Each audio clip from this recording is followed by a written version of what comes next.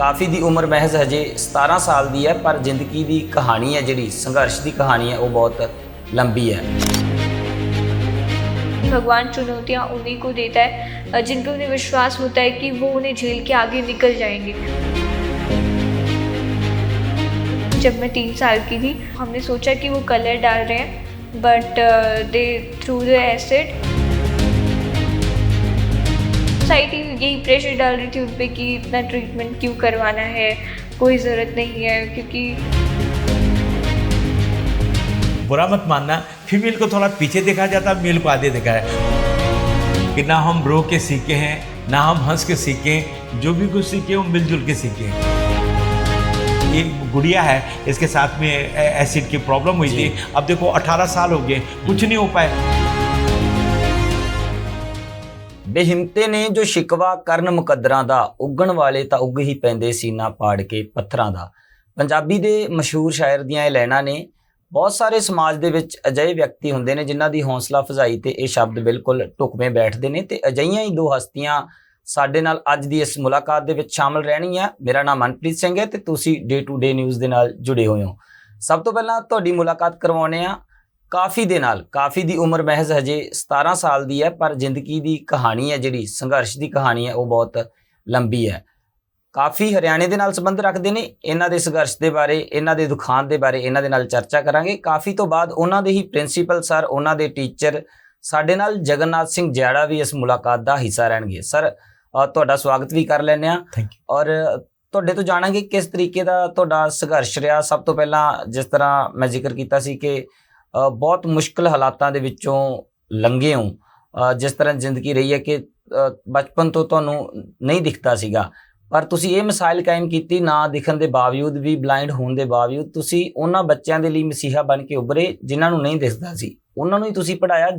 ਤਾਂ ਉਹ ਕਿਵੇਂ ਦਾ ਸੰਘਰਸ਼ ਰਿਹਾ ਸਰ? आपका बहुत ही बढ़िया क्वेश्चन है। Basically I am from Uttarakhand, district Uttarkashi, Garhwal से हूँ। और हमारे गांव में जो ना स्कूल बहुत दूर दूर होता था। मतलब आप लगा लीजिए कि आई एम एंजॉइंग 62 ईयर। और जब मैं बच्चा था, जब दूसरी तीसरी चौथी क्लास में पढ़ता था तो गांव में था, लेकिन जूनियर हाई स्कूल बहुत दूर हुआ करता था। तो गांव से स्कूल जाना, पहाड़ी रास्ता है, रास्ते में नदी भी आती थी, पहाड़ भी आते थे, तो बड़ा मुश्किल होता था। और मेरी मदर जब मैं छोटा था 1 साल का, तब एक्सपायर हो गई थी। तो बच्चे बोलते थे आप स्कूल मत आया करो, आप तो गिर जाएंगे। वो आकर के मेरे पिताजी को मिले, बोला सेठ जी इनको स्कूल मत भेजना है, गिर जाते हैं, ऐसी ऐसी बातें। तो पिताजी कहते हैं बिल्कुल नहीं भेजूंगा। और दूसरे दिन मैं बिल्कुल तैयार होकर बैग टांगता था, तो मेरे पिताजी मुझे 50 पैसे, 1 रुपये देते थे। तब बहुत कुछ आता था 50-1 रुपये में, 50 पैसे में। तो मैं बोलता था पिताजी का डबल स्टैंडर्ड है, बच्चों के सामने बोलते नहीं आएगा और मुझे बोलते हैं कि मोटिवेट करते चले जाएगा। तो मैं सब आज रियलाइज करता हूँ कि मेरे पिताजी मुझे उतना मोटिवेट नहीं करते, सपोर्ट नहीं करते, इनकरेज नहीं करते, तो शायद जिंदगी वहीं रुक जाती। तो हम यही लेके चलते हैं मनप्रीत सर, जैसे आपने कहा है कि मंजिलें उन्हीं को मिलती हैं जिनके सपनों में जोश होता है। पंख से कुछ नहीं होता, हौसलों से उड़ान होती है। लहरों से डर करके नौकाएं पार नहीं होती हैं, कोशिश करने वालों की कभी हार नहीं होती है। गम के आगोश में जो पलते हैं, जीवन की राह बदलते हैं। लाख कांटे हों राह में, चलने वाले तो फिर भी चलते हैं। तो स्ट्रगल करके आदमी आगे बढ़ता है। जी बिल्कुल, ਮੈਨੂੰ ਲੱਗਦਾ ਤੁਹਾਡੀ ਜਿਸ ਤਰ੍ਹਾਂ ਦੀ ਕਵਿਤਾ ਤੁਸੀਂ ਪੜ੍ਹਦੇ ਹੋ ਵੀ ਸੈਲਫ ਮੋਟੀਵੇਸ਼ਨ ਹੈ, ਆਪਣੇ ਆਪ ਦੇ ਲਈ ਬਹੁਤ ਸੋਹਣੀ ਪੋਇਟਰੀ ਦੇ ਨਾਲ ਤੁਸੀਂ ਜੁੜੇ ਹੋਏ ਹੋ। ਲਿਖਦੇ ਵੀ ਹੋ ਤੁਸੀਂ? हाँ जी, लिखता हूँ जी। ਔਰ ਸਰ ਜਿਸ ਤਰ੍ਹਾਂ ਤੁਸੀਂ ਜ਼ਿਕਰ ਕੀਤਾ ਕਿ ਮੇਰਾ ਬਚਪਨ 'ਚ ਮੇਰੇ ਪਿਤਾ ਜੀ ਨੇ ਇਸ ਤਰ੍ਹਾਂ ਮਦਦ ਕੀਤੀ ਕਿ ਲੋਕਾਂ ਦੀ ਗੱਲ ਵੀ ਮੰਨ ਲਈ ਉਹਨਾਂ ਨੇ, ਤੁਹਾਡੀ ਗੱਲ ਵੀ ਰੱਖੀ। ਉਹਨਾਂ ਨੂੰ ਪਤਾ ਸੀ ਕਿ ਮੈਂ ਆਪਣੇ ਬੇਟੇ ਨੂੰ ਪੜ੍ਹਾਉਣਾ ਵੀ ਹੈ ਤੇ ਲੋਕਾਂ ਨੂੰ ਵੀ ਉਹੀ ਜਵਾਬ ਦੇਣਾ ਜੋ ਕਹਿ ਰਹੇ ਨੇ, ਹਾਂਜੀ ਠੀਕ ਹੈ ਜੀ, ਓਕੇ ਹੈ। ਤੇ ਪਰ ਤੁਹਾਡੇ ਨਾਲ ਅੱਜ ਜਿਵੇਂ ਤੁਹਾਡੇ ਇਸੇ ਤਰ੍ਹਾਂ ਦੀਆਂ ਉਦਾਹਰਨਾਂ, ਬੱਚੇ ਜਿਨ੍ਹਾਂ ਨੂੰ ਤੁਸੀਂ ਪੜ੍ਹਾਉਂਦੇ ਹੋ, ਉਹਨਾਂ ਦੀਆਂ ਕਹਾਣੀਆਂ ਕਿਵੇਂ ਤੁਹਾਨੂੰ ਪ੍ਰੇਰਿਤ ਕਰਦੀਆਂ ਨੇ? पर आपने बिल्कुल सही कहा कि ना हम रो के सीखे हैं, ना हम हंस के सीखे हैं। जो भी कुछ सीखे वो मिलजुल के सीखे। अब तो मैं तो एक प्रकार से कहना चाहिए कि अपना रिटायरमेंट एज एंजॉय कर रहा हूँ। लेकिन मेरे दाहिने साइड में जो काफ़ी बेटी बैठी हुई है, अब एक क्लास 12th में एक टॉपर है और इसने वो नाम, वो मतलब वो पैगाम हासिल किया है जो बच्चों के लिए जो है प्रेरणादायक है। C J inspirational model for so many student. तो ये जैसे मनप्रीत साहब आपने कहा है कि हम जब अच्छे अच्छे लोगों की कहानियां पढ़ते हैं कि संघर्ष करके आगे बढ़ते हैं। एक संस्कृत में उद्यमी सिद्धंति कार्याणी मनोरथा नहीं सुतस्य सिंह से प्रभु संता मृगा। मतलब जंगल का राजा शेर होता है, लेकिन मृग उसके पास अपने आप नहीं आता, उसको भी जो है स्ट्रगल करना पड़ता है। तो हमने यही सीखा है कि उद्यमी सिद्ध्यन्ति, no gain without pain, struggle तो करना ही पड़ता है। अब आज हमारे जो पीएम है मोदी साहब, वो कई बार बोलते हैं देखो जी मैं एक छोटे से गुजरात के गांव से यहाँ तक आया हूँ, और अपने अपने कई विभूतियां हमारे सामने हैं, तो हम एक दूसरे से इंस्पिरेशन लेते हैं। और आपका कहना सही है, मिले जो कड़ी कड़ी एक जंजीर बनी, प्यारे के रंग बनो जिंदा तस्वीर बनी। बिल्कुल सर, ਤੁਹਾਡੇ ਕੋਲੇ ਮੈਂ ਆਉਂਦਾ ਰਹੂੰਗਾ, ਹੋਰ ਸਵਾਲ ਵੀ ਕਾਫੀ ਜੀ ਨਾਲ ਵੀ ਗੱਲਬਾਤ ਕਰਾਂਗੇ। ਇਸ ਤੋਂ ਪਹਿਲਾਂ ਮੁਲਾਕਾਤ ਦੇ ਵਿੱਚ ਜੋੜ ਲੈਂਦੇ ਆ ਮੇਰੇ ਸਹਿਯੋਗੀ ਗਗਨ ਵੀ ਨੇ ਇਸ ਪ੍ਰੋਗਰਾਮ ਦਾ ਹਿੱਸਾ, ਹੁਣ ਉਹ ਕਾਫੀ ਦੇ ਨਾਲ ਗੱਲਬਾਤ ਕਰਨਗੇ, ਉਹਨਾਂ ਦੀ ਕਹਾਣੀ ਨੂੰ ਤੁਹਾਡੇ ਤੱਕ ਲੈ ਕੇ ਆਉਣਗੇ। ਜੀ ਗਗਨ, ਤੁਸੀਂ ਕਾਫੀ ਜੀ ਨਾਲ ਜ਼ਰੂਰ ਚਰਚਾ ਕਰਿਓ। ਸੋ ਕਾਫੀ ਪਹਿਲਾਂ ਤਾਂ ਦੱਸੋ ਤੁਸੀਂ ਕਿਵੇਂ ਹੋ? ਸਤਿ ਸ਼੍ਰੀ ਅਕਾਲ ਸਾਰਿਆਂ ਨੂੰ, ਮੈਂ ਬਿਲਕੁਲ ਠੀਕ ਹੂੰ। Thank you so much for inviting me here. I am feeling really very honoured and very grateful. So ਅਸੀਂ ਸਭ ਤੋਂ ਪਹਿਲਾਂ ਤੁਹਾਡਾ ਉਹੀ ਇਨਸੀਡੈਂਟ ਜਾਣਨਾ ਚਾਹਾਂਗੇ ਕਿ ਆਹ ਸਭ ਕਿਵੇਂ ਹੋਇਆ ਤੇ ਕਿਵੇਂ ਬੀਤਿਆ। ਤੁਸੀਂ ਛੋਟੇ ਜਿਹੇ ਸੀ ਉਸ ਉਮਰ ਦੇ ਵਿੱਚ, 3 ਸਾਲ ਦੀ ਉਮਰ ਦੇ ਵਿੱਚ ਤੁਹਾਡੇ ਨਾਲ ਏਡਾ ਵੱਡਾ ਇਨਸੀਡੈਂਟ ਹੋਇਆ ਹੈ। So, as you mentioned earlier, I'm an acid attack survivor. So, this incident happened in 2011 जब मैं 3 साल की थी, और उस दिन होली का फेस्टिवल था, और जो मेरे नेबर्स के द्वारा एक्चुअली किया गया था। और इससे पहले हमारे बहुत ही अच्छे रिलेशंस थे उनसे, तो हमें उनसे ऐसी कोई उम्मीद नहीं थी। So, I was in the lap of my uncle and they suddenly came. So हमने सोचा कि वो कलर डाल रहे हैं, but they threw the acid, and उसके बाद फिर 3 to 4 years मेरा ट्रीटमेंट चला continuously in AIIMS Delhi, और उस दौरान they were convicted for only 2 years from Hisar court. So जब मैं 8 साल की थी तो मैंने अपनी एजुकेशन शुरू की। ਤੇ ਇਸ ਦੌਰਾਨ ਤੁਹਾਡੀਆਂ ਕਿੰਨੀ ਕੁ ਸਰਜਰੀਆਂ ਹੋਈਆਂ, ਤੁਹਾਨੂੰ ਕਿੰਨੀ ਕੁ ਤਕਲੀਫ ਦਾ ਸਾਹਮਣਾ ਕਰਨਾ ਪਿਆ? As my parents shares with me that around 20 to 25 surgeries मतलब मेरी हुई, क्योंकि रिकवर होने में काफ़ी टाइम लगा। स्किन मेल्ट हो गई थी मतलब, तो एंड विजन के लिए भी उन्होंने बहुत ट्राई किया, बट जब उन्हें लगभग हर जगह से जवाब मिल गया कि अब तो नहीं हो सकता, तो I am very grateful to them. किसी ने उन्हें सजेस्ट किया कि उन्हें मुझे स्कूल भेजना चाहिए, ताकि मैं अपनी लाइफ को एक मतलब सक्सेसफुल पर्सन के रूप में अपने आप को आगे बिल्ड कर सकूं। तो उन्होंने जब ये हो गया कि अब मेरी विजन वापस नहीं आएगी, और मेरा ट्रीटमेंट लगभग उस टाइम के लिए पूरा हो गया था स्किन के लिए, तो उन्होंने मुझे स्कूल भेजना शुरू किया इन Hisar. And first and second I have done from there, and since 2018 I'm studying in Chandigarh. ਸੋ ਉਸ ਵਾਲੀ ਜ਼ਿੰਦਗੀ ਤੋਂ ਤੇ ਹੁਣ ਵਾਲੀ ਜ਼ਿੰਦਗੀ ਦੇ ਵਿੱਚ ਕੀ ਫਰਕ ਦੇਖਦੇ ਹੋ? ਕਿੰਨਾ ਕੁ ਚੇਂਜ ਹੈ ਜਿਹੜਾ ਤੁਹਾਨੂੰ ਦੇਖਣ ਨੂੰ ਮਿਲਿਆ, ਕਿੰਨਾ ਕੁ ਜਿਹੜਾ ਸਫ਼ਰ ਹੈ ਤੁਹਾਨੂੰ ਕਰਨਾ ਪਿਆ? I was very young to understand all the things, all the problems I had. So उस टाइम तो मैं मतलब इतना मुझे याद भी नहीं, लेकिन तो उस टाइम मुझे ऐसे कुछ रियलाइजेशन ही नहीं था। मैं नॉर्मल अपना मतलब रहती थी। तो जितना सफ़र उस टाइम करना पड़ा वो मेरे पेरेंट्स को करना पड़ा।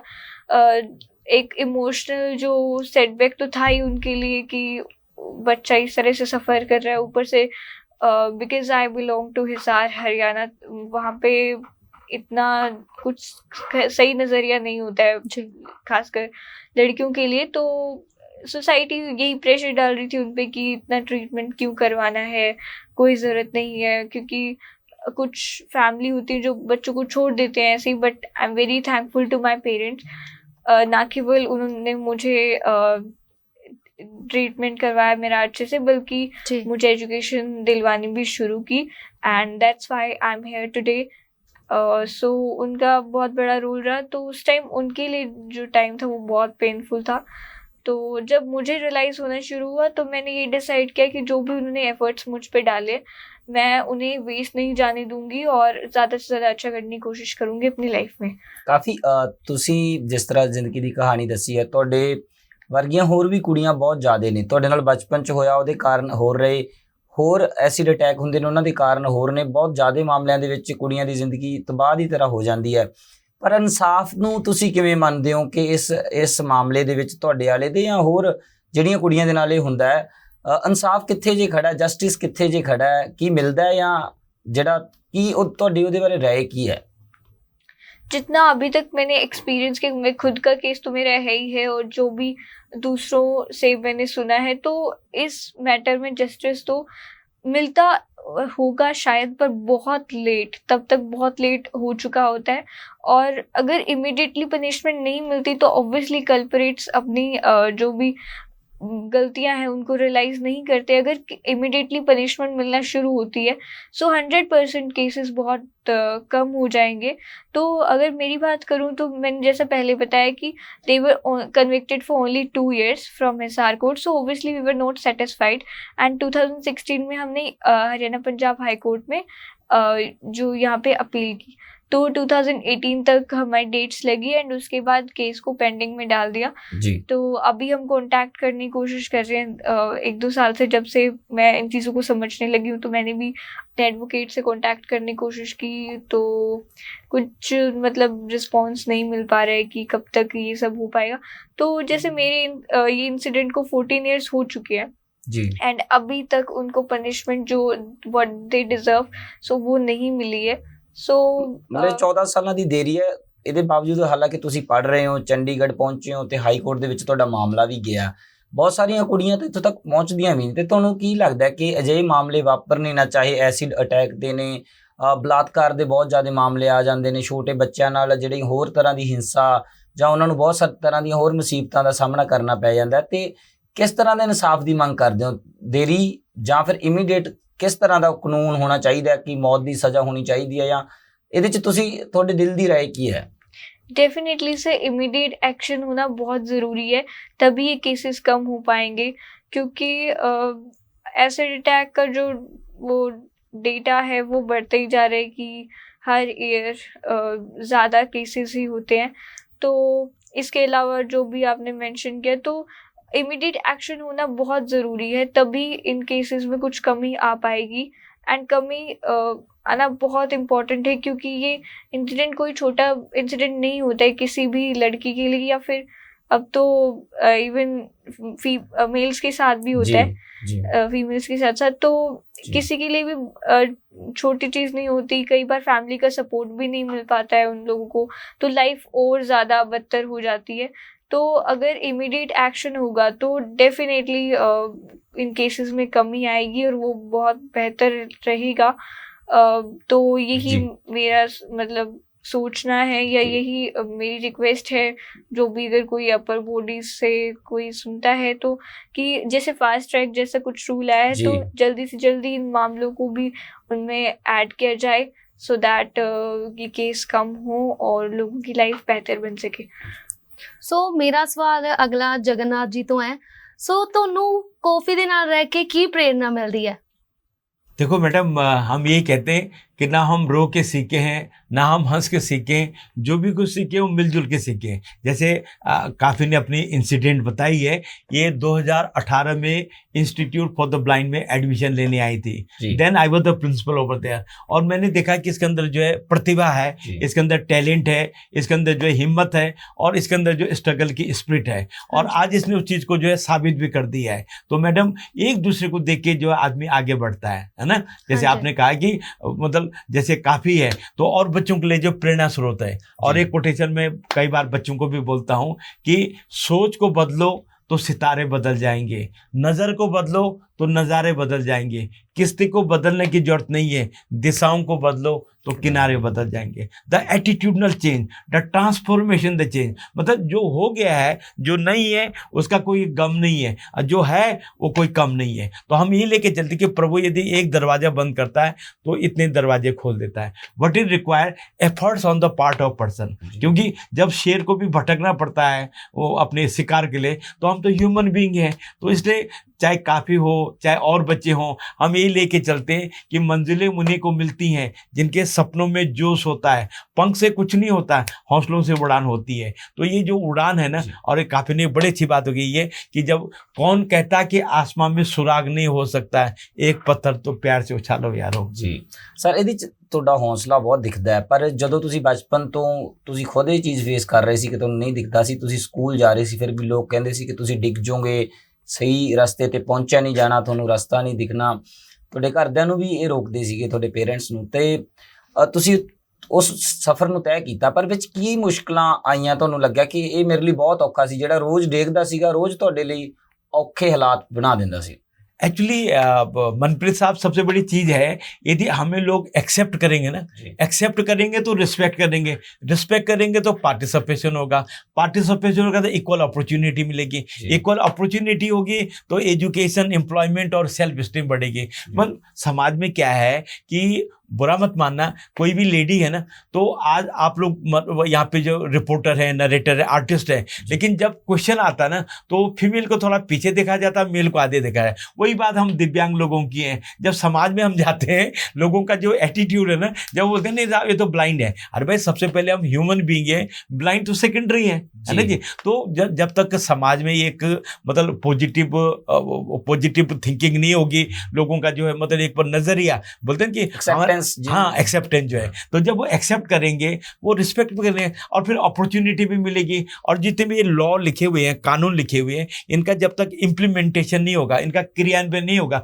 तो क्या कर लेंगे हम ऐसे थोड़ा सा मजाक में बोलते हैं कि कली खिलने से पहले बाहर आ गई, कली खिलने से पहले बाहर आ गई और फूल बनते बनते बकरी खा गई, तो उस बकरी को पकड़ के रखना है। तो जो ये बीच में जो एंटी सोशल एलिमेंट है, जैसे काफ़ी बेटा ठीक कह रही है, सी इज एसिड विक्टिम गर्ल, वो कह रही कि जो कल्प्रिट है जब तक उनको एग्जाम्पली पनिशमेंट नहीं देंगे, वो तो यही सोचेंगे हमने जी ये काम किया है, और काफ़ी अपने आप में हिम्मत है, वो उनके सामने जो पहाड़ की तरह खड़ी है कि मैं भी आपको दिखाऊंगी, मैं एक अच्छी IAS ऑफिसर बन सकती हूँ। तो यदि आप जैसे लोग जो अच्छे लोग हैं, आपका जो ये चैनल है, मतलब क्या बोलते हैं आपके चैनल को साहब, डे टू डे चैनल जो है, तो आप लोग बधाई के पात्र हैं। आप लोग क्या करें, ऐसे मुद्दे उठाते हैं जो कि मतलब जो कि 2000 pertaining to downtrodden, 2000 pertaining to common public, जो कि डे टू डे प्रॉब्लम है ना। तो आपका कहना सही है कि जब तक समाज का नजरिया, समाज का जो एटीट्यूड है, जब तक एक सेंसिटिविटी नहीं होगी, ये चीजें जो है दबी कुचली रह जाएंगी। सो तुसी इन्ने पॉजिटिव हो ਤੇ ਇੰਨਾ ਹੌਸਲਾ ਕਿੱਥੋਂ ਆਉਂਦਾ ਹੈ? ਕਿਉਂਕਿ ਜੇ ਦੇਖੀਏ ਆਪਾਂ ਰੋਜ਼ਾਨਾ ਦੀ ਜ਼ਿੰਦਗੀ ਦੇ ਵਿੱਚ ਤੁਹਾਨੂੰ ਦਿੱਕਤਾਂ ਵੀ ਕਾਫੀਆਂ ਆਉਂਦੀਆਂ ਹੋਣੀਆਂ, ਪਰ ਇੰਨਾ ਹੌਸਲਾ ਕਿਵੇਂ ਬਰਕਰਾਰ ਹੈ? मैडम देखो, जिंदगी के 2 एस्पेक्ट होते हैं, होते हैं कि जीना तो है उसी का जिसने ये राज जाना है, आदमी का काम औरों के काम आना।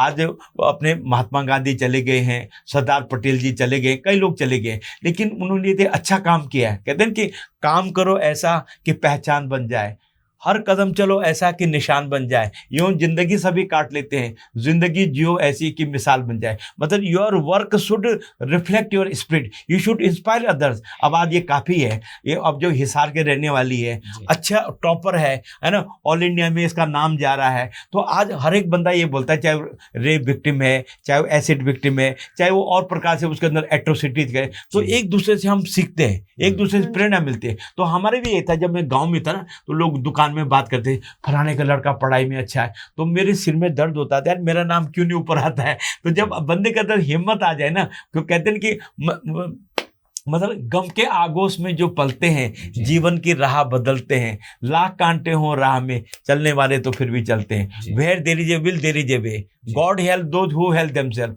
The early bird catches the straw. जो सोवत है वो खोवत है, जो जागत है सो पावत है। तो यदि आदमी हिम्मत करता है, तो आप जैसे मतलब जब आदमी चल देता है तो उसको मंजिल भी मिल जाती है। बिल्कुल, काफ़ी बहुत सारे बच्चे अजकल ਦੇ ਡਿਪਰੈਸ਼ਨ ਦੇ ਵਿੱਚ ਚਲੇ ਜਾਂਦੇ ਨੇ ਕਿ ਉਹ ਥੋੜੇ ਜਿਹੇ ਨੰਬਰ ਘੱਟ ਆਉਣ, ਉਹਨਾਂ ਦੇ ਤਾਂ ਉਹ ਬਹੁਤ ਤਰ੍ਹਾਂ ਦੇ ਕਦਮ ਵੀ ਚੁੱਕਦੇ ਨੇ, ਹੈ ਨਾ। ਅਸੀਂ ਦੇਖਿਆ ਕੰਪੀਟੀਸ਼ਨ ਐਗਜ਼ਾਮ ਦੀ ਤਿਆਰੀ ਕਰਦੇ ਨੇ, ਕਿ ਹੈਲਦੀ ਕੰਪੀਟੀਸ਼ਨ ਤਾਂ ਠੀਕ ਹੈ, ਪਰ ਉਹ ਅਜਿਹੀਆਂ ਚੀਜ਼ਾਂ 'ਚ ਫਸੇ ਹੋਏ ਨੇ ਕਿ ਆਪਣੇ ਆਪ ਨੂੰ ਘੱਟ ਮਹਿਸੂਸ ਕਰਦੇ ਨੇ। ਉਹਨਾਂ ਨੂੰ ਦਿਖਦਾ ਵੀ ਚੰਗਾ, ਤੁਰਦੇ ਵੀ ਚੰਗੇ ਨੇ, ਸਭ ਕੁਝ, ਸਿਹਤ ਵੀ ਚੰਗੀ ਹੈ, ਇਸ ਦੇ ਬਾਵਜੂਦ ਆਪਣੇ 'ਚ ਕਮੀਆਂ ਉਹਨਾਂ ਨੂੰ ਲੱਗਦੀਆਂ ਨੇ, ਤੇ ਕਈ ਤਰ੍ਹਾਂ ਦੇ ਹਾਦਸਿਆਂ ਦਾ ਸ਼ਿਕਾਰ ਹੋ ਜਾਂਦੇ ਨੇ। ਤੁਸੀਂ ਕਿਵੇਂ ਉਹਨਾਂ ਕਮੀਆਂ ਨੂੰ ਦੂਰ ਕਰਦੇ ਹੋਏ, ਤੁਹਾਨੂੰ ਕੀ ਮਹਿਸੂਸ ਹੁੰਦਾ? ਤੁਸੀਂ ਤਾਂ ਟੌਪ ਵੀ ਕੀਤਾ, ਤੇ ਪਰ ਤੁਸੀਂ ਕਦੇ ਮਤਲਬ ਉਹ ਚੀਜ਼ ਮਹਿਸੂਸ ਨਹੀਂ ਕੀਤੀ, ਲਗਾਤਾਰ ਅੱਗੇ ਵਧ ਰਹੇ ਹੋ? सर, इसमें मैंने जैसे पहले मेंशन की कि मेरे पेरेंट्स का बहुत बड़ा रोल रहा है कि उन्होंने मुझे इस तरह से मेरी ब्रिंगिंग की कि मैं यहाँ पे हूँ आज, और कुछ थोड़ा सा रिजल्ट मैं ला पाई अच्छा। और इसके अलावा ऑब्वियसली मेरे टीचर्स का बहुत क्रूशल रोल रहता है हमारी लाइफ में। जिस तरह से प्रिंसिपल सर तो हमारे हैं बहुत बड़े रोल मॉडल हैं, जिस तरह से वो हमें इंस्पायर करते हैं। इसके अलावा इंस्टीट्यूशन में भी टीचर्स हमें जिस तरह से पढ़ाते हैं और सेल्फ इंडिपेंडेंट बनना सिखाते हैं, सो वो बहुत हेल्प करता है हमें अपनी लाइफ में आगे बढ़ने में। तो वो लोग हमेशा यही इंस्पायर करते हैं हमें कि हमें अपनी जो कमी है उसको अपनी स्ट्रेंथ बना के चलना है, और कभी भी किसी को ये फील नहीं करने देना कि हम किसी से कम हैं। जी तो इन सब चीज़ों को मतलब मैंने अपने अंदर थोड़ा इम्प्लीमेंट करने की कोशिश की, एंड थोड़ा मैंने सोचा कि अगर मैं मेहनत करूँगी तो 100% मुझे रिजल्ट मिलेगा। तो मेरे पेरेंट्स और टीचर्स ने बहुत क्रूशल रोल प्ले किया, and I am very grateful to God as well कि उन्होंने मुझे मेरी मेहनत का फल दिया। ਸੋ ਹੋਲੀ ਬਣੀ ਹੈ ਰੰਗਾਂ ਦੇ ਲਈ, ਪਰ ਕਾਫੀ ਤੋਂ ਉਹਦੇ ਰੰਗ ਹੀ ਖੋਲੇ ਗਏ, ਪਰ ਉਸਨੇ ਫਿਰ ਵੀ ਹਾਰ ਨਹੀਂ ਮੰਨੀ। ਸੋ ਕਾਫੀ ਤੁਸੀਂ ਆਪਣੀ ਜ਼ਿੰਦਗੀ ਦੇ ਵਿੱਚ ਬਣਨਾ ਕੀ ਚਾਹੁੰਦੇ ਹੋ ਤੇ ਤੁਹਾਡਾ ਡ੍ਰੀਮ ਕੀ ਹੈ? Ma'am, my ultimate goal is to become an IAS officer.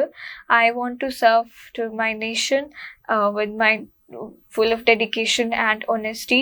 And मेरा यही गोल है कि मैं थोड़ा सा, जैसे कुछ लोगों ने मेरी हेल्प की है, मेरे टीचर्स ने, मेरे पेरेंट्स ने मेरी लाइफ को इस तरह से शेप करने में हेल्प की है, उसी तरह से मैं कुछ, और अगर मुझे सोसाइटी ने कुछ दिया है तो मैं भी कुछ पे बैक करना चाहती हूँ।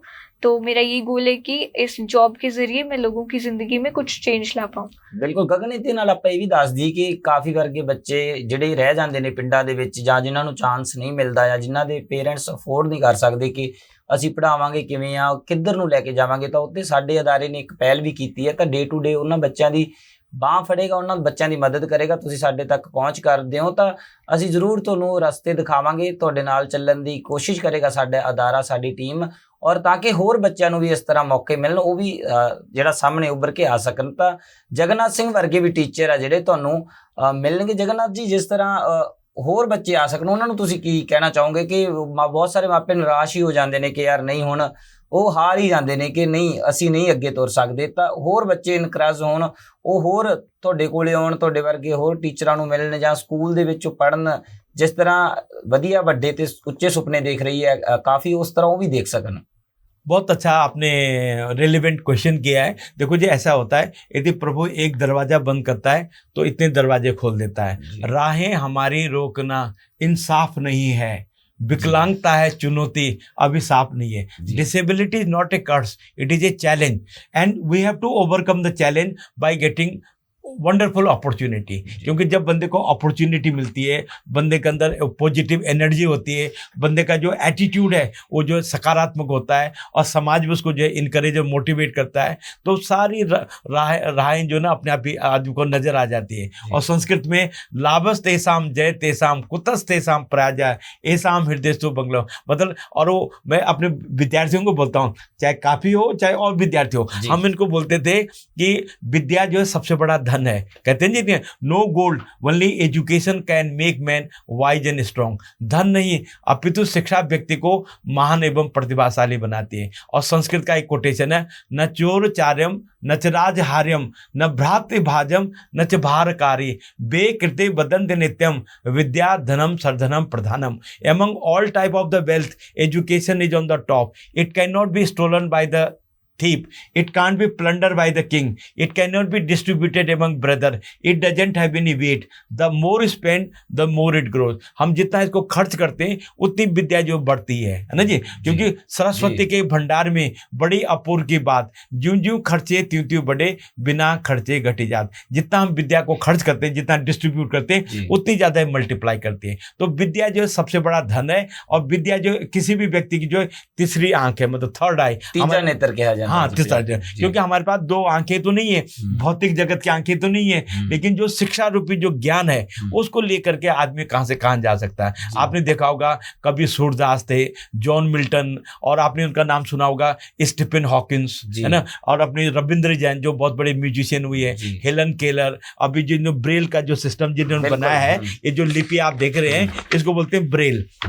एक्चुअली ब्रेल ਜਿਹੜਾ ਸਿਸਟਮ ਹੈ ਨਾ ਉਹਨਾਂ ਨੂੰ ਤੁਹਾਨੂੰ ਤਾਂ ਦਿਖਦਾ ਹੈ ਸਾਨੂੰ ਦਿਖਦਾ ਨਹੀਂ ਹੈ तो जो साड़ी जो फिंगर है ना वही हमारी आंख होती है ਅਸੀਂ इसको टच ਨਾਲ पढ़ते हैं मतलब ਬਿਲਕੁਲ ਜੀ ਇਹ ਮਤਲਬ ਤੁਸੀਂ ਇੱਥੋਂ ਤੁਸੀਂ ਅੰਦਾਜ਼ਾ ਲਗਾ ਲੈਂਦੇ ਹੋ ਕਿ ਲਿਖਿਆ ਕੀ ਹੋਇਆ हाँ ये लिखा गया है तो ये ਜਿਹੜੀ ਦਰਸ਼ਕਾਂ ਨੂੰ ਇੱਕ ਵਾਰ ਫਿਰ ਤੋਂ ਦਿਖਾ ਦਿੰਨੇ ਆ ਕਲੋਜ਼ ਬਿਲਕੁਲ ਤੁਹਾਨੂੰ ਦਿਖਾਵਾਂਗੇ ਕਿ ਇਹ ਬ੍ਰੇਲ ਤੁਹਾਨੂੰ ਵੀ ਨਹੀਂ ਦੂਰੋਂ ਪਤਾ ਲੱਗਣਾ ਕਿ ਲਿਖਿਆ ਕੀ ਹੋਇਆ ਕਿ ਇੱਕ ਤਰ੍ਹਾਂ ਦੇ ਨਾਲ ਇੱਕ ਪੇਜ ਦੇ ਉੱਪਰ ਪਿੰਨਾਂ ਦੇ ਨਾਲ ਜਿਸ ਤਰ੍ਹਾਂ ਨਿਸ਼ਾਨ ਲੱਗੇ ਹੁੰਦੇ ਨੇ ਇਹ ਨਿਸ਼ਾਨ ਨੇ ਨਿਸ਼ਾਨ ਦੀ ਤਰ੍ਹਾਂ ਇਹ ਜਿਹੜੀ ਇਹ ਖੋਜ ਆ ਜਿਹੜੀ ਇਨਵੈਂਸ਼ਨ ਜਿਨ੍ਹਾਂ ਨੇ ਬ੍ਰੇਲ ਉਹਨਾਂ ਨੇ ਕੀਤੀ ਤੇ ਔਰ ਉਹਨਾਂ ਨੂੰ ਵੀ ਨਹੀਂ ਦਿਖਦਾ ਸੀਗਾ ਉਹ ਲੋਕਾਂ ਦੇ ਲਈ ਇਹ ਚਾਨਣ ਬਣੀ ਇਹ ਤੁਸੀਂ ਕਿਵੇਂ ਆਈਡੀਆ ਲਾਉਨੇ ਹੋ ਜੀ ਫਿਰ ਕਿ ਇਹ ਆਹ ਸ਼ਬਦ ਹੈ ਜਾਂ ਇਹ ਸ਼ਬਦ ਹੈ आपने बहुत जिस तरह तुसी ये लाइन पढ़ के जरूर हाँ जी जैसे मेरे पास में जो कागज है ये देखो जी जैसे ये मैं इसको लेके चल रहा हूँ ये पेज नंबर इधर लिखा हुआ जी इस वाले में जो ये लिखा हुआ है जिसमें नासिक डिलीवरी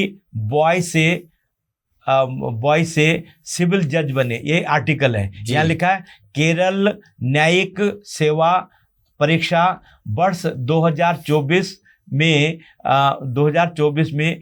दूसरा स्थान प्राप्त किया वह एक डिलीवरी बॉय थे किंतु मेहनत एवं लगन से उन्होंने परीक्षा पास करके एक सिविल जज के रूप में आसीन हुए मतलब ये कहानी लिखी हुई है कि एक नॉर्मल बंदा था डिलीवरी बॉय था लेकिन उसके अंदर हिम्मत थी उसने जो है मतलब दृढ़ विश्वास और लगन से जो है ना वो वहाँ पे केरल में सिविल जज बने हैं ये स्टार्टिंग की लाइन यदि आप कहीं पे देखना चाहें तो आप भी इसको देख सकते हैं ये लिखा है केरल न्यायिक सेवा परीक्षा वर्ष 2024 में इन आदमी का नाम है नासिक नाम है नासिक अहमद तो आप ये आर्टिकल उसमें भी पढ़ सकते हैं जी बिल्कुल ਔਰ ਇਹ ਬੜੀ ਜਿਹੜਾ ਇੰਟਰਸਟਿੰਗ ਹੈ ਜਿਸ ਤਰ੍ਹਾਂ ਕਿਹਾ ਜਾਂਦਾ ਕਿ ਜਿਨ੍ਹਾਂ ਨੂੰ ਨਹੀਂ ਦਿਖਦਾ ਉਹਨਾਂ ਨੇ ਆਪਣੇ ਲਈ ਇੰਨਾ ਵੱਡਾ ਜਿਹੜਾ ਰਸਤਾ ਇਹ ਬਣਾਇਆ ਤਾਂ ਸਰ ਜੇ ਤੁਸੀਂ ਦੁਨੀਆ ਨੂੰ ਕੋਈ ਗੱਲ ਕਹਿਣੀ ਚਾਹੁੰਦੇ ਹੋ ਇਸ ਤੁਸੀਂ ਹੁਣ ਤਾਂ ਸ਼ਾਇਦ ਰਿਟਾਇਰ ਹੀ ਹੋ ਗਏ ਹੋ ਹਨਾ ਹੁਣ ਆਪਣੀਆਂ ਸੇਵਾਵਾਂ ਖਤਮ ਕਰ ਚੁੱਕੇ ਪਰ ਤੁਹਾਡਾ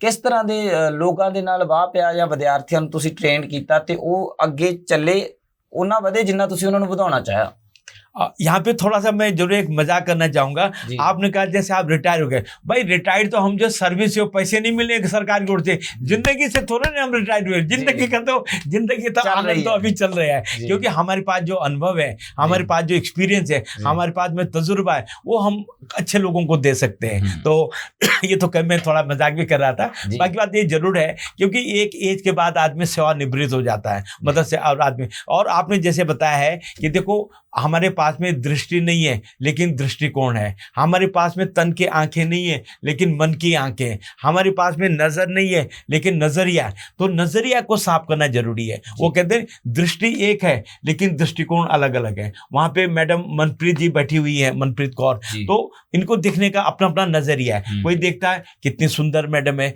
कोई देखता है कितना बढ़िया वो जो एंकरिंग करती है कोई मतलब कोई देखता है इनका जो ड्रेसिंग सेंस जो है कितना बढ़िया है तो हर एक आदमी का जो देखने का नजरिया अपना है अलग अलग है तो हम यही लेके चलते हैं कि एक तो दिव्यांग जनों के प्रति समाज में सकारात्मक सोच होनी चाहिए there should be positive attitude in the society toward the person with disability number 2 जैसे आपका जो चैनल है मतलब टुडे क्या बोलते हैं डे टू डे चैनल है आप जो काम कर रहे हैं वो बड़ा प्रशंसनीय है I congratulate you and your team for this work और आपके साथ में एक बहुत बड़ी हस्ती जुड़े हुए हैं श्री A.S. मान साहब श्री आलमजीत सिंह मान ये भी बहुत बड़े सोशल एक्टिविस्ट हैं हर टाइम जब भी कोई कार्यक्रम करते हैं तो हमारे दिव्यांग बच्चों को जरूर आमंत्रित करते हैं तो हम यही लेके चलते हैं कि जैसे ताली 2 हाथ से बजती है यदि समाज भी आगे आकर के हमारा सहयोग करे हमारे बच्चों को इनकरेज करे मोटिवेट करे तो ये लोग भी जो है आसमान छू सकते हैं और हम तो यही कहते हैं कि सब समस्या का हल हो जाता है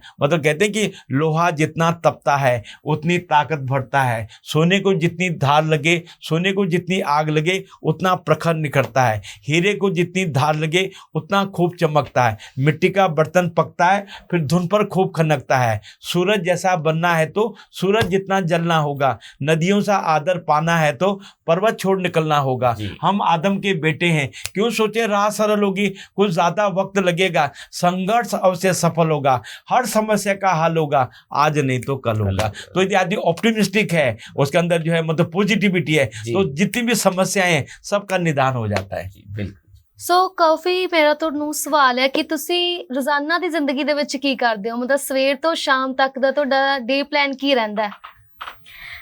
अभी क्योंकि मैं सीयूटी के एग्ज़ाम में एंट्रेंस एग्ज़ाम था और बोर्ड एग्ज़ाम से फ्री हो चुकी हूँ, तो मैं बस कोशिश करती हूँ कि करंट अफेयर्स जीके मैं उससे अपडेट रह सकूँ। मुझे न्यूज़ पढ़ना बहुत पसंद है। जब ऑपरेशन सिंदूर हो रहा था तो I was very curious to know all the situation. So मतलब मेरा यही रहता है कि जो मेरी हॉबीज़ हैं क्रिकेट देखना, तो अभी आईपीएल चल रहा है तो शाम को मैं वही करती हूँ। सुबह उठते ही मेरी वही डेली एक्टिविटीज़ रहती हैं।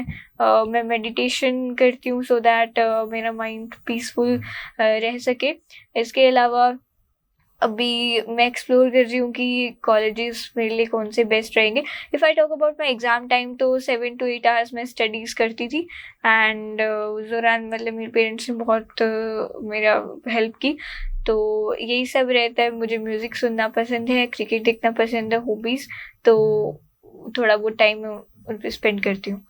ਤੇ ਤੁਸੀਂ ਆਪਣੇ ਵਰਗੀ ਬੱਚਿਆਂ ਨੂੰ ਹੋਰ ਕੀ ਕਹਿਣਾ ਚਾਹੋਗੇ, ਕੀ ਮੈਸੇਜ ਦੇਣਾ ਚਾਹੋਗੇ? तो जिनकी लाइफ में भी प्रॉब्लम्स आती हैं तो एक बात हमें हमेशा याद रखनी चाहिए कि भगवान चुनौतियाँ उन्हीं को देता है जिन पे उन्हें विश्वास होता है कि वो उन्हें झेल के आगे निकल जाएंगे। तो हमें जब भी प्रॉब्लम्स आती हैं अपनी लाइफ में हमेशा करेजियस होकर उनका सामना करना है और 100% भगवान ने हमारे लिए कुछ और अच्छा सोच के रखा हुआ है। अभी शक्ति दुबे मैम से मैं मिली UPSC topper and she shared a story कि 3 बार उनका प्रीलिम्स भी क्लियर नहीं हुआ एंड 5वीं बार में उनकी एयर 1 आई। तो भगवान ने हम अगर फेलियर्स आते हैं या कुछ भी प्रॉब्लम आती है तो भगवान हमारे लिए कुछ अच्छा सोच के रखते हैं और 100% एक टाइम पे हमारी लाइफ में अच्छा वक्त भी ज़रूर आता है। बस हमें कोशिश करनी है कि हमें करेज के साथ उन समस्याओं का सामना करने में लगी रहना है और अपनी जो भी टारगेट्स हैं अपनी लाइफ के उनकी ओर अग्रसर रहना है और 100% हमें एक दिन सक्सेस ज़रूर मिलेगी। ਜੀ ਸੋ ਮੇਰਾ ਅਗਲਾ ਸਵਾਲ ਜਗਨਨਾਥ ਜੀ ਤੁਹਾਨੂੰ ਹੈ ਕਿ ਬਲਾਈਂਡ ਬੱਚਿਆਂ ਦੀ ਸਟੱਡੀ ਦੇ ਵਿੱਚ ਹੁਣ ਪਹਿਲਾਂ ਨਾਲੋਂ ਕੀ ਫਰਕ ਆਇਆ ਹੈ? देखो madam, there are 2 type of methodology. एक तो ट्रेडिशनल अप्रोच जो परंपरागत है और दूसरा है मॉडर्न अप्रोच। पहले क्या होता था, जैसे ब्रेल लिपि है या उनको जो हम जो है उनको वर्बलाइजेशन कराते, उनको मौखिक रटा देते थे, वो तो पहले चलता था। लेकिन अब क्या, now it is a modern time. अब जो है सारा कंप्यूटराइज हो गया है, डिजिटलाइजेशन हो गया है, तो हमारे बच्चे कंप्यूटर पे पूरा काम कर सकते हैं। Our student can operate computer independently, gracefully. उसमें जो एक टॉकिंग सॉफ्टवेयर अटैच हो जाता है, टॉकिंग सॉफ्टवेयर उसमें इंस्टॉल कर देते। जैसे मैं लिखूंगा, I am glad to congratulate all staff members of that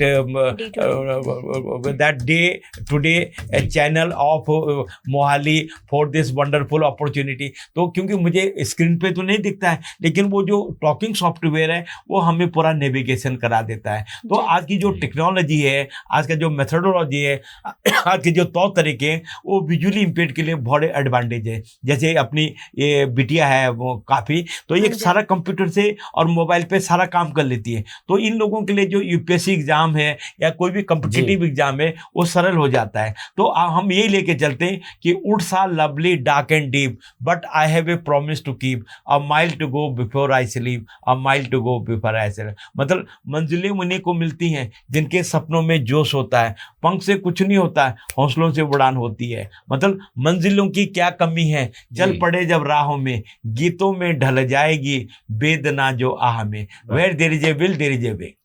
ਸੋ ਅੱਜ ਦੀ ਤਰੀਕ ਦੇ ਵਿੱਚ ਬਲਾਈਂਡ ਦੀ ਮੁਸ਼ਕਲਾਂ ਕੀ ਨੇ? ਉਹਨਾਂ ਨੂੰ ਕਿਹੜੀ-ਕਿਹੜੀ ਮੁਸ਼ਕਲਾਂ ਦਾ ਹੈ ਜਿਹੜਾ ਸਾਹਮਣਾ ਕਰਨਾ ਪੈਂਦਾ ਹੈ? देखो मैडम, ऐसा है, जिंदगी है तो संघर्ष है, मेहनत है तो सफलता है। ऐसा देखो, चाहे साइटेड हो चाहे विजुअली इम्पेयर्ड हो, समस्या तो सभी को आती है। तो जैसे काफी ने बोला है कि मतलब यदि आदमी थोड़ा सा अपने अंदर एक जज्बा, एक जो मतलब इंकरेजमेंट, एक जो है मतलब डिटर्मिन लेके चलता है तो उसको मंजिल मिल जाती है। देखो मैडम, सबसे पहले विजुअली इम्पेयर्ड को प्रॉब्लम क्या आती है, that is the social attitude. मतलब लोगों का, परिवार का एटीट्यूड कैसा है, पीयर ग्रुप का एटीट्यूड कैसा है, सोसाइटी का एटीट्यूड कैसा है, जहाँ पे वो स्कूल का जो एटीट्यूड किस प्रकार का है, इन्वायरमेंट कंड्यूसिव है कि नहीं है, जो वातावरण है वो हमारी, क्या वहाँ पे बैरियर फ्री इन्वायरमेंट है कि नहीं है। यदि माना कोई बंदा जो है व्हील चेयर पे है और उसका अपने 6th फ्लोर पे बुला रहे, यदि वहाँ पे लिफ्ट नहीं है और रैंप फैसिलिटी नहीं है तो कोई चिड़िया तो नहीं जो उड़ के आ जाएगा वहाँ पे, तो उसको सबसे बड़ा बैरियर हो जाएगा। और there are different type of barrier, physical barrier है, मेंटल बैरियर है, इमोशनल बैरियर है, इंटेलेक्चुअल बैरियर है। यदि मानो मुझे ब्रेल में सारा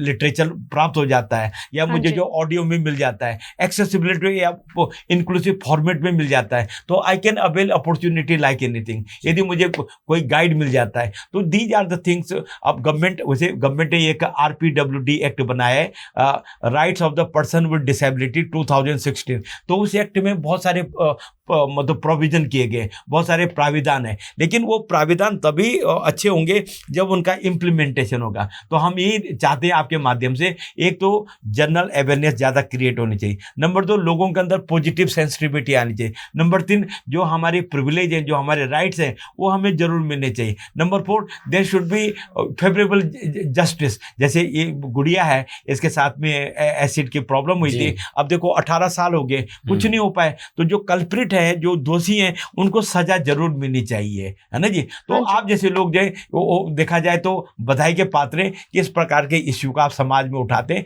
ताकि एक जन चेतना और जन सहभागिता और जन सहयोग मिलता रहे। जी ਕਾਫੀ ਤੇ ਜਗਨਨਾਥ ਜੀ ਤੁਹਾਨੂੰ ਬਹੁਤ-ਬਹੁਤ ਧੰਨਵਾਦ, ਤੁਸੀਂ ਇੱਥੇ ਆਏ ਤੇ ਅਸੀਂ ਤੁਹਾਨੂੰ ਇਹ ਵਾਅਦਾ ਵੀ ਕਰਦੇ ਹਾਂ ਕਿ ਜਿਵੇਂ ਵੀ ਤੁਹਾਨੂੰ ਕਿਸੇ ਵੀ ਤਰ੍ਹਾਂ ਦੀ ਕੋਈ ਲੋੜ ਹੋਵੇਗੀ, ਡੇ ਟੂ ਡੇ ਨਿਊਜ਼ ਤੁਹਾਡੀ ਹਰ ਪੱਖੋਂ ਹੈ ਜਿਹੜੀ ਹੈਲਪ ਜ਼ਰੂਰ ਕਰੇਗਾ। ਬਿਲਕੁਲ ਗਗਨ, ਇੰਨੇ ਹੀ ਨਹੀਂ, ਨਿੱਤਰਹੀਨ ਹੋਰ ਵੀ ਜਿੰਨੇ ਬੱਚੇ ਸਾਡੇ ਤੱਕ ਪਹੁੰਚ ਕਰਨਗੇ, ਉਹਨਾਂ ਦੀਆਂ ਮੁਲਾਕਾਤਾਂ ਤਾਂ ਜ਼ਰੂਰ ਅਸੀਂ ਲੈ ਕੇ ਆਵਾਂਗੇ। ਉਹਨਾਂ ਦੀ ਕਾਨੂੰਨੀ, ਆਰਥਿਕ ਜਿਸ ਤਰ੍ਹਾਂ ਦੀ ਵੀ ਸਾਡੀ ਲੋੜ ਹੋਈ, ਸਾਡੇ ਅਦਾਰੇ ਵੱਲੋਂ ਉੱਥੇ ਖੜਿਆ ਜਾਏਗਾ। ਤੇ ਅਜਿਹੇ ਜਿਹੜੇ ਵੀ ਬੱਚੇ ਨੇ ਉਹਨਾਂ ਦੀ ਅਸੀਂ ਤੁਹਾਨੂੰ ਇੰਟਰਵਿਊ ਦਿਖਾਉਂਦੇ ਰਵਾਂਗੇ, ਉਹਨਾਂ ਦੀਆਂ ਕਹਾਣੀਆਂ ਵੀ ਤੁਹਾਡੇ ਨਾਲ ਸਾਂਝੀਆਂ ਕਰਦੇ ਰਵਾਂਗੇ। ਉਦੋਂ ਤੱਕ ਜੁੜੇ ਰਹੋ ਡੇ ਟੂ ਡੇ ਨਿਊਜ਼ ਨਾਲ।